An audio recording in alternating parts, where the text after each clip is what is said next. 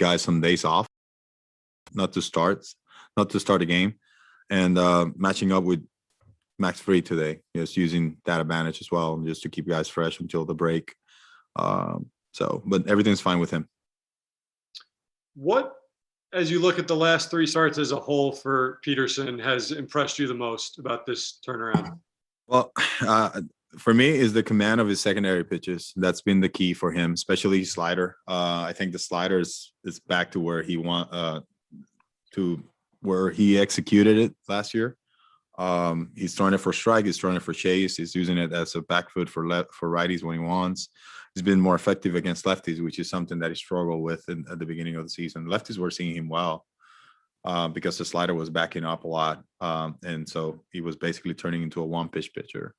I think the fastball's been really good throughout the season, the carry, the velocity.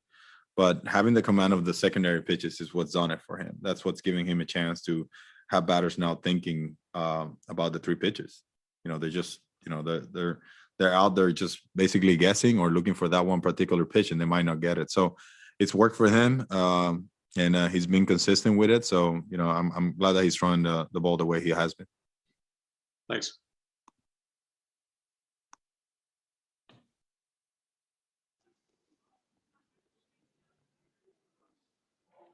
Hey, Louis, some late game magic, some clutch hitting, some great pitching from the bullpen yesterday. Could yesterday's win serve as a springboard, do you think, for your ball club, a spark? Oh, yeah, all wins are. And we've had a bunch, one run, right? We had a bunch coming from behind. Yeah, those are always confidence booster, any sense that, team message to each other that, we're not out of it. So we said it repeatedly last night that, keep fighting. The keep fighting thing has been going on since, I don't know, spring training. The guy's been saying that a lot. So this team's mindset is like that. So winning, coming from behind, winning by 1 run, I think playing those type of games always make a team better, because we know that all those so-called little things, are big things, and they can make a really big difference in games like that. So they're all big wins, but yeah, I can see what you're saying when you talk about those coming from behind or those 1-run games that we win. Thank you. Next question is from Jordan Holleman.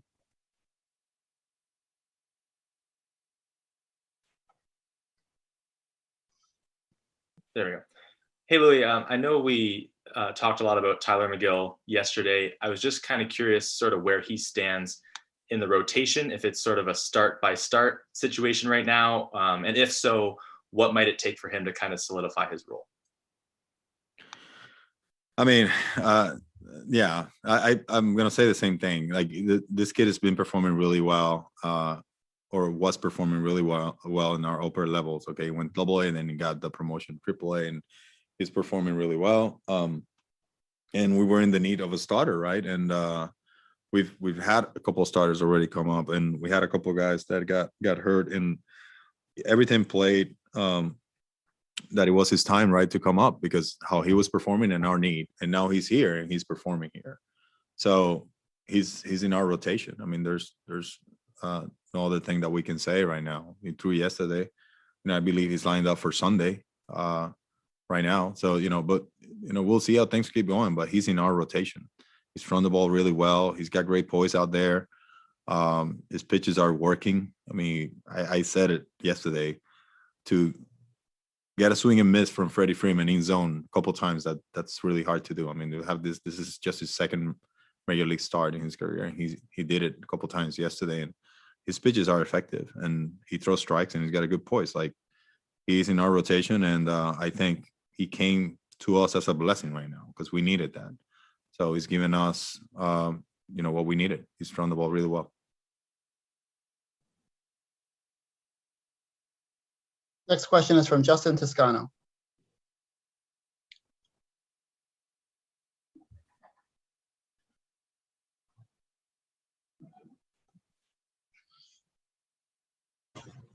Hey, Louis, sorry, I wasn't unmuted. We're not in your clubhouse, and obviously, fans aren't either. So how would you describe the impact it has on a team when somebody like Lindor is the type of leader he is? Yeah, I mean, it's special. he's special. I mean, we've seen a lot of leaders in the clubhouse, and everyone has a different personality. I mean, that's what made things, perfect in this game, because everyone has different personalities. And now to make that chemistry work, to make things, just blend, that's when the job comes in, from the players, from the coaching staff. And I think from day one, his personality, he's just been contagious for everybody, and has translated onto the field for the guys to get better, in some areas that they needed to get better, because he set those standards. He set them to himself, and I think he's done it in an outspoken way, and he's done it setting an example. So it's special. That's all I can say. The ability to deliver a message to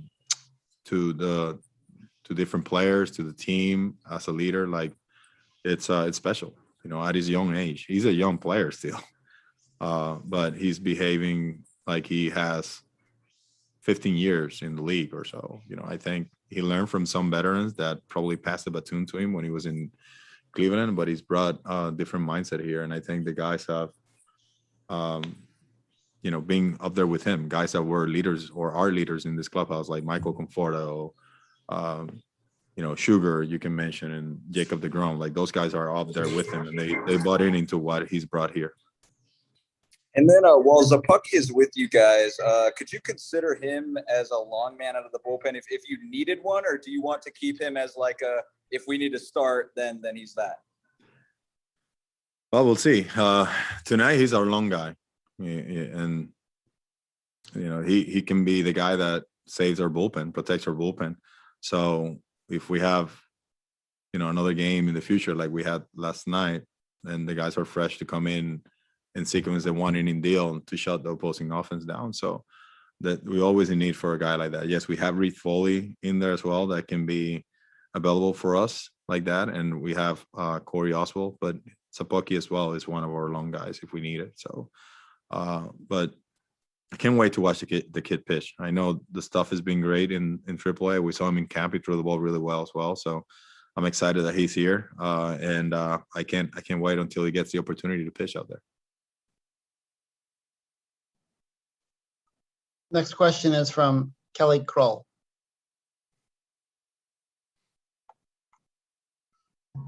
Hey, Luis, good to see you this afternoon. Just glancing at a couple numbers this afternoon, I saw 183 ERA in the last 4 outings for Max. What are the challenges for your lineup, you think, in facing him? It's always a challenge to face him. He's just a really good pitcher. He's got a really good repertoire. Very athletic out there. It's always a challenge. I'm going to say that. We always prepare, to our best. And, we talked about it. We try to break down the pitch mix, the sequences to our guys in particular. So we model it from what he's done in the past against us. And we go out there and we prepare. We feel pretty confident that we can get our offense going against him. But it's a challenge. He's one of the best pitchers in the National League. I mean, we all can agree in there that we think that, but that we feel confident that we're going to give some quality at bats out there against him. That's what we're preparing for. So, we'll see how it goes tonight.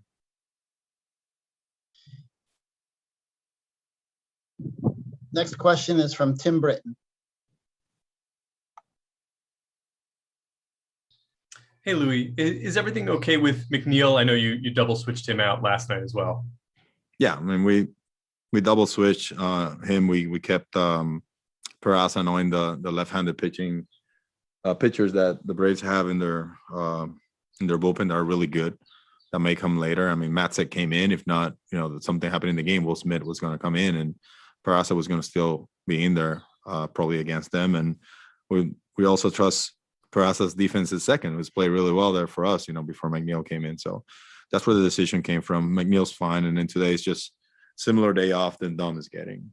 Just thinking ahead, especially with the quick ramp up that he's had ever since he came out of the IL. And then you talked the other night about the team struggles against curveballs. We saw it a bit last night with Morton, and that's a pitch Fried likes a lot. But when your team's struggling kind of team wide against a specific pitch, how do you work on that? How do you get better at that during the season? So yeah, our hitting coaches are aware, and the players are aware. So there's different drills and different things that they can do, whether it's machine setup, to use it, lefty curveballs, righty curveballs, in particular, who you're going to face that night, and get a similar break that you're gonna see that night, and just simulate it, and so the guys have the visual, and they can work on those. Those are the type of things that I know that we do, and we go from there. We've struggled consistently, but in that inning where we scored the 3 runs, Dom got a curveball and he hammered it. And I know McCann got a cutter, but KP was able to lay off of a couple of curveballs. So we just gotta reinforce some of these positive approaches that we can get, versus a pitcher that has a really good curveball. It's tough, especially when a guy has a really good fastball like last night. But if it's none out there that we struggle against a pitch like this, I mean, we're just going to keep getting it. So it's on us to make the adjustment and to keep working in some of the drills, and go out there and put good at bats like we did in that 7th inning against a pitcher like this. Thanks.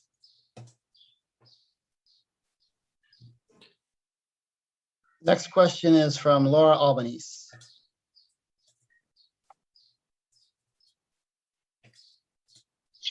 Hey, Louie. I know Dylan started his recap assignment in AAA Syracuse. I was just wondering what your expectations are for him next couple weeks, and how much are you keeping an eye on him during his struggles at Port St. Lucie? Yeah. Well, I'm glad you brought that up. That way I can share this with you guys. So we stopped Delling. He complained of some shoulder pain, and he's getting surgery. So he's gonna miss the remainder of the season, and so he's getting surgery. I think it's tomorrow. So he won't be pitching for us for the remainder of the season. That's what I was told by our medical staff. So you guys know. So yeah, I'm glad you asked, because I just got this afternoon. Could you elaborate on the injury? What exactly is it getting fixed in his shoulder? I just got shoulder surgery. That's what I got today. And I guess, considering the injuries to Gazelman and Familia, how much is it a blow knowing that you're not going to have him back this season? Matanzas, I mean. Yeah, I mean, just considering, yeah. Yeah, he's always a good presence. I mean, for your bullpen, and from an experience standpoint, pitching in New York and the stuff that he can have, all that, like, it's just, it's always an asset. So it's unfortunate to hear about this, and I feel for him. My prayers are with him. So we pray for a prompt recovery, and you never want to see this happening, but we pray that Delling career keeps moving forward, and that everything is successful with the process now. Thank you. Mike Puma, you're next. Louis, is everything still on track as far as Nimmo? I lost you, Mike. Is everything still on track with Nimmo for the weekend, Louis? I mean, potentially, we got to see still day by day, and how he's swinging, how he's feeling. Like, we still want to see more feedback, game to game, or at bat to at bat, even. Like, so not certain on the exact date, but potentially it could be this weekend. And the other guys are starting tonight. Is that correct? Davis is starting tonight. Yes, we have JD. He's going to start his rehab assignment tonight. Nito's going to catch. Familia threw yesterday. He threw really well. So we expect to activate him this weekend. And yeah, Nemo's playing again tonight over there. Thank you.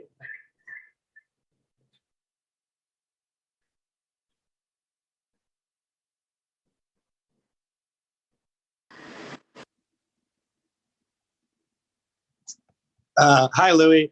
Going back to the offense real quick. Part of the issue has been swinging at a lot of pitches out of the strike zone. You guys are 5th in chase rate in the league. I'm just wondering, is that something that you've talked about with the players, trying to draw the line between being aggressive and also not chasing so many pitches? Yeah, Hugh Quattlebaum is big on that, about trimming the strike zone and sticking to the pitch in zone that you're looking for. And so ever since he's been our hitting coach, he's been really big on that. And he was aware that we were one of the top teams in when it comes to high chase rate, and he presented that to the hitters. He's done it repeatedly, and we're working on it. So that stops happening, because what are the other teams going to do? I mean, they're going to expand on us. So we gotta just lock it in, with the approach, and take the byproduct. We're gonna walk, and once we start walking, they're gonna come in zone and pitch to us, and we can do some damage. So, but Q, which we call Hugh Quattlebaum, Q has been on it ever since day one with him. So how do you get better at a skill like that? Is it just like, reps, trying to pick up the spin on the ball? Is it a mindset? Like, how do you tell players to stop swinging in so many pitches out of the zone? Yeah, it's an awareness. I mean, it's an awareness. We got to maintain everyone aggressive, because hitting is an aggressive approach, but it's an awareness of the strike zone. And we got to make sure that they're aware on how they're pitching us. They're aware on what, and that we are aware of what we're doing as well, following some of these pitch patterns that opposing pitchers are using on us. So it's, these guys are professional hitters. They've been really good hitters in their career. And because this has happened already in during this season, doesn't mean that they can't make the adjustment. They've done it in the past. So we just got to make him aware of how they approached us. There are some drills, there are some different things just to make things make guys to focus in particular areas, but I think from an awareness standpoint is the main approach here, and that's what Q is doing. Just let him know what they're doing against us and where we need to stay, so they come to us more rather than us going to them where they're going outside the zone. So that's what we're doing right now. It's just presentations and showing them what they're doing against us. Thank you. Next question is from Ryan Dunleavy.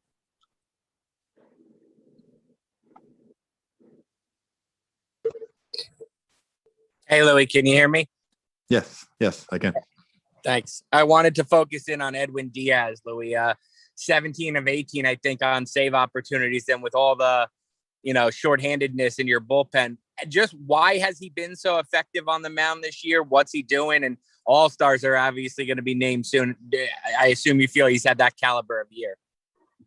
Yeah, he's having a really good year. You got to give it to command. Command, it's been the key for him, because the stuff we all know is special, right? It's electric, but his command has been really good. Strike one, like he did last night, strike one. That's going to lead into a lot of good things, because now you're getting opposing batters into swing mode, and it's just tough to just go get into swing mode against a guy like Edwin, because he's got the heavy fastball, and then he's got the slider that's got the late movement, which is what he threw to Sandoval yesterday, first pitch. He saw a fastball out of the hand, and then next thing you know, he ran out of bat, and he hit that ball off the end to right field. So I think the command has been the key. And then, the slider has improved. Jeremy Hefner and him have worked on a new grip, and I think it's helped for the slider to improve and also to have better command of it. How about from a psyche standpoint, Louis? You weren't here obviously 2 years ago, but he got beat up quite a bit. A lot of noise around him as he struggled his first year in New York, and this isn't an easy town to turn it around once people turn on you. And it seems like obviously he psyche-wise shrugged that off. Yeah, well, I was here. I was here, and I saw it, and this is a young, talented, very talented pitcher, and he was struggling with something that probably he never went through in his career, and he did it in the city of New York, where he's from, for the first time in his career, and so he went through it. I think that made him a better person and a better pitcher, and I think going through this success right now, it's uplifting him and it's making him one of the leaders in the clubhouse, which I think he is. And yeah, I'm very excited for him. And he's in a very, very good spot right now. So, you just got to keep doing it. Thank you. Next question is from Pat Ragazzo.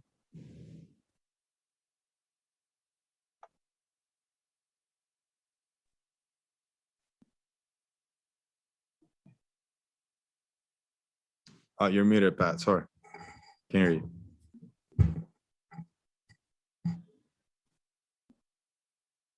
Pat, your line is open.